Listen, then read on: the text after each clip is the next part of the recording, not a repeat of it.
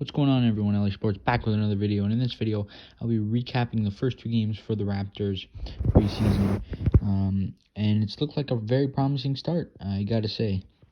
There's a few players that are really standing out to me, and I'm going to start off with Malachi Flynn. This guy looks legit. He looks really, really good. Last night he had 17 points on 7 for 12 shooting. He looks really good. He's looking so far like one of the steals of the draft. I'm very impressed with the way he's playing. Even defensively, he had 3 steals last night, and I think he's going to be a pretty good player in the Raptors rotation this year. The next player I want to talk about is Fred VanVily. He was lights out last night. He had 23 points in just 22 minutes.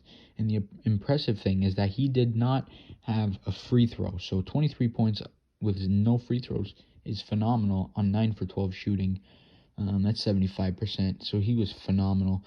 He also had 3 steals. So the Raptors playing very good defensively so far in the preseason. Of course, they have one more game on Friday night in Tampa Bay against the Miami Heat. That'll cap off the preseason for us. But so far, we look very good. Those two guards look very good.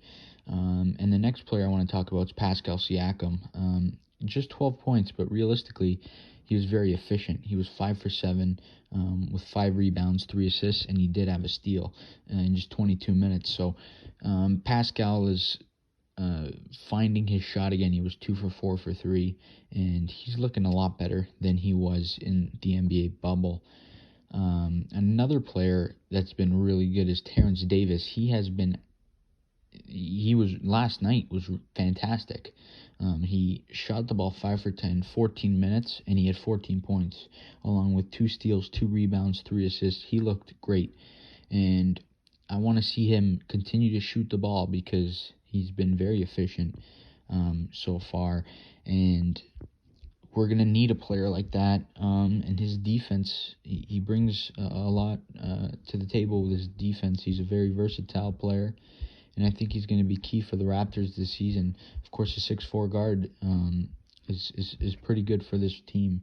And another player that stood out to me, not so much last night, but the night before, or on Saturday night rather, was Matt Thomas. He had just 2 points last night, but he had 16 in the game on Saturday. So hopefully he can find his shot and get some more minutes and find himself in the rotation playing.